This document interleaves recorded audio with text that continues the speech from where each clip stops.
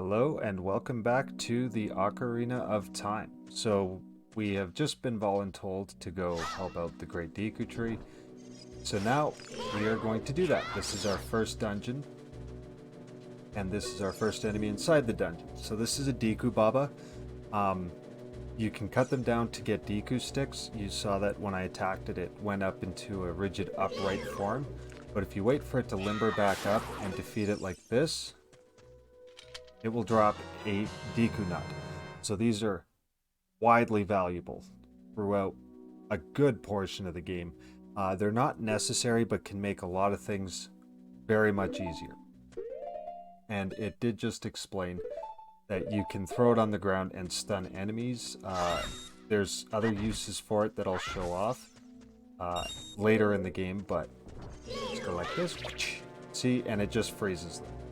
It's a very temporary thing, but it can help you kind of regain your footing.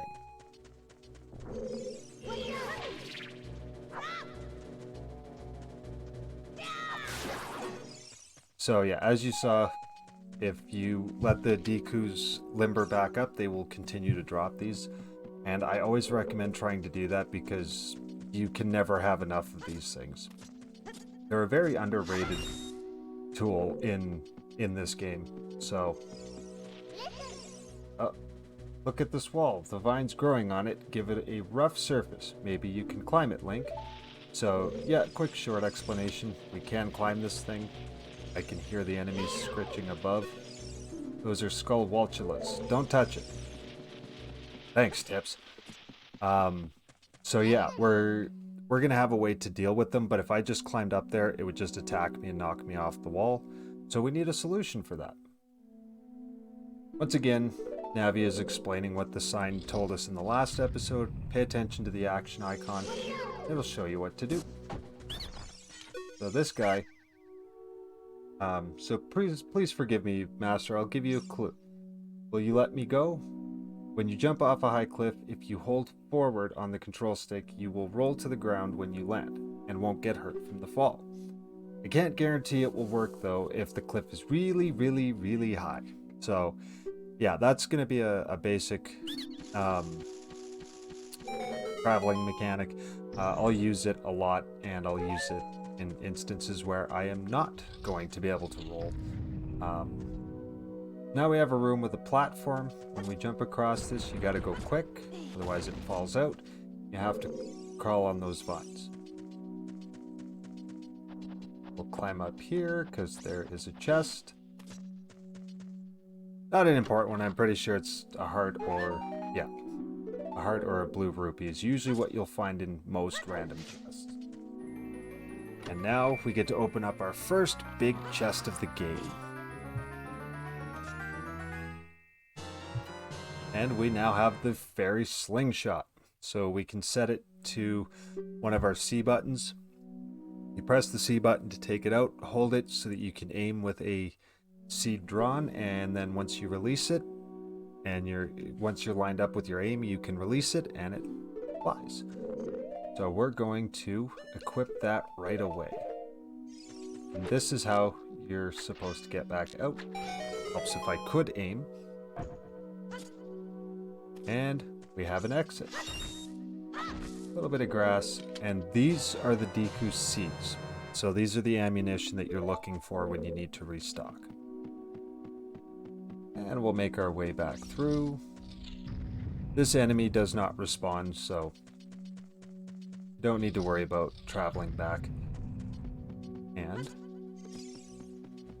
because I was in explanation, I totally skipped past this one.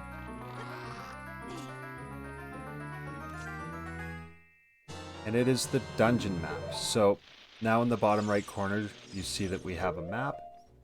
And this map will fill in as you go before you have the dungeon map. Once you have the dungeon map, it shows the outlines of all the rooms that are in the dungeon. So definitely a very useful thing to pick up whenever you're in the dungeon.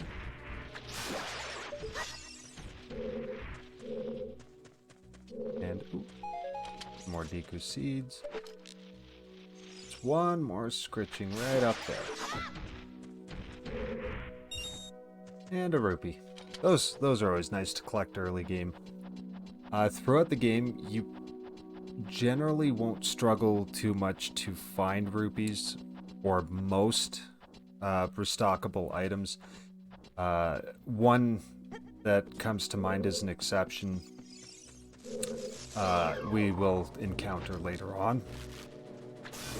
And this is a Skulltula. And it's no different than the Skullwaltula, just they hang from the ceiling as opposed to on a surface. So exact same creature.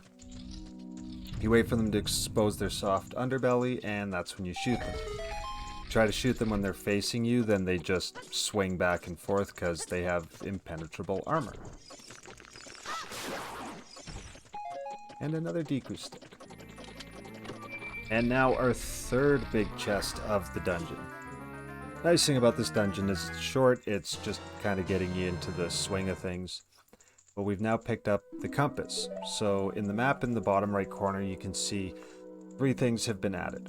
There's a little brown box that indicates any chest in the room. The yellow marker shows where we are and what direction we're facing currently. And then the red marker is the entrance that we came into the room in. So, and also all the chests on the map will also show in the start screen as well. So if you're not sure where to go and you need to find an item or something, that can give you a good idea of which direction to go. Okay.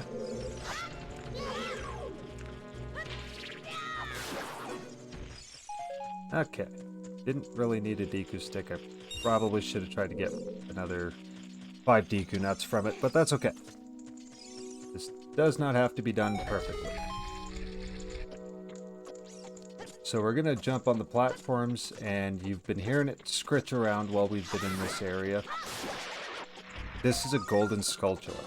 Every time we defeat one, it will give us a token proving that we've destroyed it. And then we have a little token counter on our quest subscreen, and we're getting that all the way up to 100 by the end. Every 10 of those that we defeat, we have somewhere that we'll be able to go and collect a prize for, or a reward, up until 50, and then we won't get another reward from it until 100. So, but definitely for sure, if you're going to do a complete playthrough of the game, this is something you have to collect. So.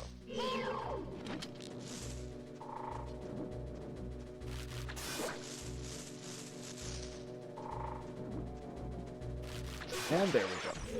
Yeah, so again, you gotta be a little bit patient with these guys, but they're not hard to defeat at all. We jumped high enough that we broke through the spider web in the floor. If you get too close to the edge jumping from there, you have to climb all the way back to the top because you just kind of bounce on it like a trampoline, and Navi gets really annoying really quick because she goes, hey, hey, hey, hey, hey, every time it goes up and down, so. Yeah, that's a thing. We have another gold Skulltula here. There's one up on the wall on our way down. So we've already collected 3 once we get these tokens. So we're moving along nicely with that already.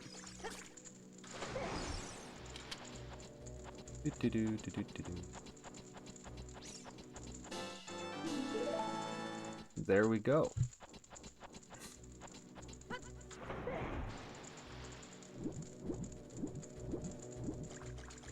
Now, the door that we need to get through here is behind all those spider webs. So what you need to do, just like with the last room that we had explored, was to use a Deku stick, light it on fire, bring the fire to the spider web, and bye-bye. And another basic Deku scrub. When they run away, just stand on the flower. Because, sure. First time in like 5 playthroughs that hasn't worked properly. But you just, rather than chasing them, just wait for them to come back. And what happens is when they get close to you, it should trigger the text. So again, of course, knowing my luck, I'm recording it and it doesn't do it the first time. So this scrub's going to give us a tip for his three brothers at the end. You need to defeat them 2, 3, 1. And so that's just going to be from left to right. We just need to remember that when we get to that. If you don't pay attention to that part, yeah, you can waste a lot of time on those guys. Again, just one of those little trick puzzles.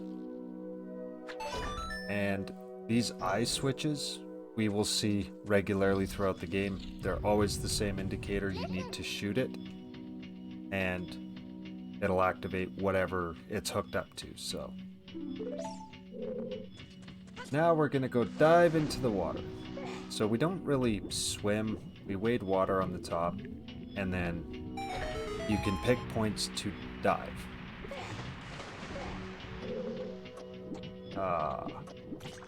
This was bad timing.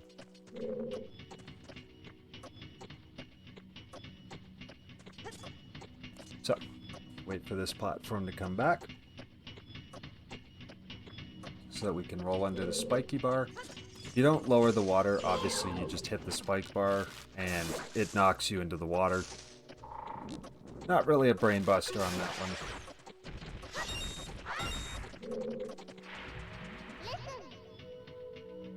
Stand next to this block and grab a hold of it with A. While holding A, you can push or pull it. Stand next to it and press A. While pressing towards the block, you can climb on top of it. So, again, it's going to reinforce pay attention to the action icon. That's one thing I don't like about a lot of games that do this. Gears of War is pretty infamous for it too, where a single button just does a little too much. So it can make things, as you can see, a little clunky. But alas, that's not game breaking and it's a very small complaint. Okay, so we can hear the Deku Babas. That one in the corner is to make sure that you do have Deku sticks to complete this puzzle so that you don't get stuck. The other one, as you saw, you just get Deku nuts from it. But just like every other puzzle, just a little more complex where we're trying to light 2 torches as opposed to just 1. And always check the grass for like little things, make sure you're still stocked up, just like a good adventurer. Now, this guy hit. You don't go barreling into this room, it gets a lot easier. This can be a challenge for new players, but there are 3 eggs that are on the roof. And the best thing to do is knock them all out from the roof before you even go in. No enemies. Now, I've left one to hatch so that we can at least see what the enemy is. But these guys are Goma larvae. Look out when it gets ready to pounce. These guys, their eyes turn red, and then they pounce at you. Pretty straightforward. Again, no brain busting. When all 3 of them are here and you're a new player to the game, they will be a challenge. They are likely to put you in a perilous state, so definitely don't want that. And then, just like the rest of the dungeon, a pretty basic torch puzzle. Nothing really to it. Now there is another room behind that Deku Baba, but we won't be able to do it until later. So we'll have to come back to that. So I'm not just skipping out and leaving some part of the dungeon. There's nothing we'll be able to do for it for at least a couple episodes. So now we have another one of these floor spider webs, but nowhere to fall from.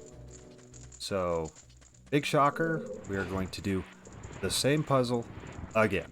So we're going to push this block so that we can access that torch, and we'll be able to get back onto this ledge when we come back. And go like this. Stand over it. And now we fall and plunge. So there's a few hearts under the water if you do need them to restock. There is bushes over here in the corner. And these are the three brothers. So just like he said, we're going to hit 2, 3, and then number 1. Again, just stand over the flower, wait for him to run by. You Z target, that's another thing you can do to make sure that you're going to talk to him. So he's going to reveal a secret to us. In order to administer the coup de grace to the Queen Goma, strike with your sword while she's stunned. Oh, Queen. And there will be a couple ways to accomplish that, so. And, oh, we got a heart, so I'm not going to bother going over there. If you need anything to restock, again, you've got bushes right here. As you can see, we are getting Deku seeds, so we are going to need to use our slingshot. Every dungeon is set up the same way. You will always have a dungeon map, a compass, and a dungeon item, like a new weapon or something, that will be relevant to completing it, and most of them, but not all of them, are required on the boss. So, actually, let me think about that. Never mind, I'm wrong. Nope, not quite all of them. So as you saw in the top corner there, we got a little eyeball.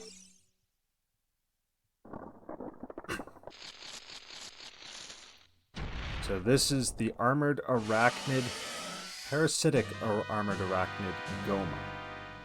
And what we're going to do is stun, Deku stick, jump strike. Now the reason I pulled out my Deku stick is, like I said before, when you jump attack with the Deku stick, it does way more damage. As you saw, that can make bosses really easy to defeat. So, that took seconds to do. And I've just got a little stubby stick. I broke my stick. And that is the reason why it can be a really good thing to have your Deku stick upgrade. But for the most part, like, I went through 3 in the entire dungeon, and all 3 of them got used on the boss. So you don't go rampantly through them. So don't worry about getting that upgrade if you don't want to or just can't be bothered, kind of thing. Well done, Link.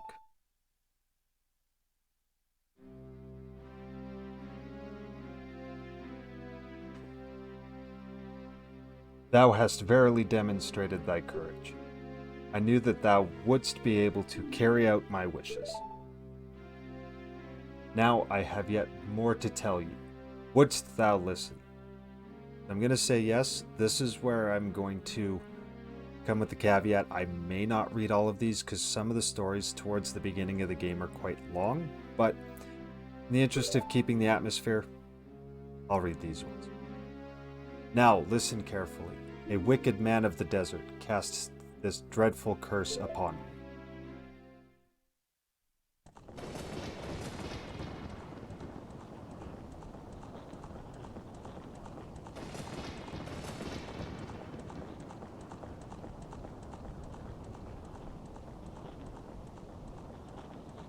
This evil man ceaselessly uses his vile sorcerous powers in his search for the sacred realm that is connected to Hyrule.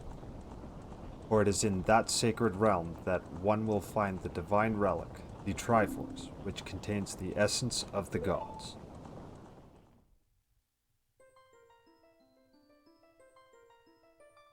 Before time began, before spirits and life existed, 3 golden goddesses descended upon the chaos that was Hyrule.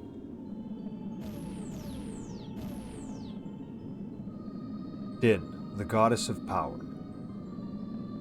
Nehru, the goddess of wisdom. Aurora, the goddess of courage.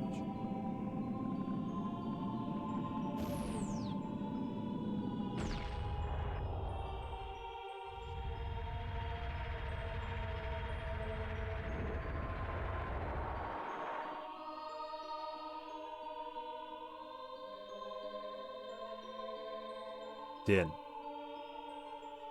With her strong flaming arms, she cultivated the land and created the Red Earth.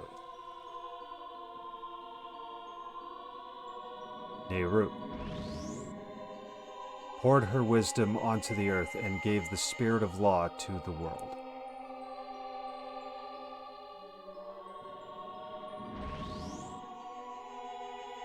Aurora, with her rich soul, produced all life forms that would uphold the law.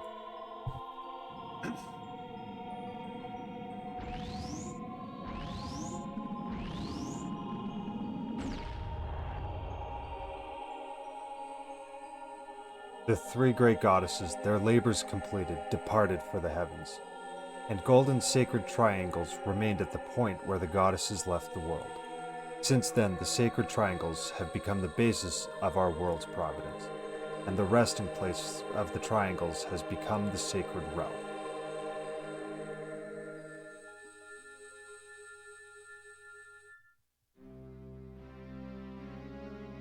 Thou must never allow the desert man in black armor to lay his hands on the sacred Triforce. Thou must never suffer that man, with his evil heart, to enter the sacred realm of legend. That evil man who cast the death curse upon me and sapped my power. Because of that curse, my end is nigh.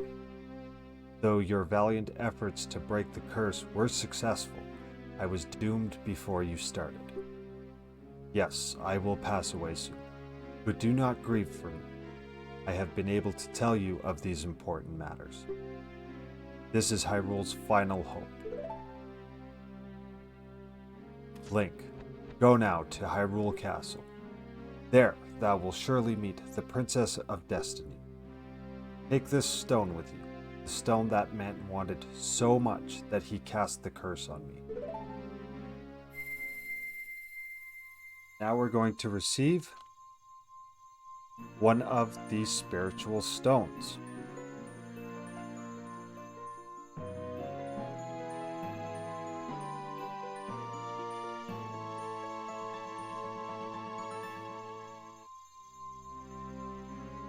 So we got the Kokiri's Emerald. This is the spiritual stone of the forest.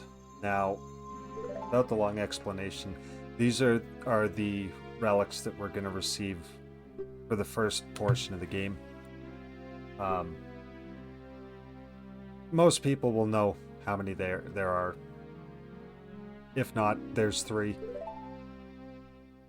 And they will be given to us after every dungeon. So for one reason or another, the story will go through and explain it. And once we have these, there's certain things that will unlock as we go. And yeah. So the Great Deku Tree has unfortunately passed away. We did try our best. And now we are going to catch grief from our favorite Kokiri. Hey Link, what did you do? The Great Deku Tree, did he die? How could you do a thing like that? It's all your fault. I mean, I did my best to just explain it wasn't my fault, but can't please everybody, especially not Mida. So this is where I'm going to cut the episode off, and we can go ahead and move on. In the next episode, we're going to do a little bit of exploring. We may or may not make it to Hyrule Castle, but there is quite a bit that we can do between here and there, so don't worry. But yeah, thank you so much for coming and checking out the video, and until the next one, all the best.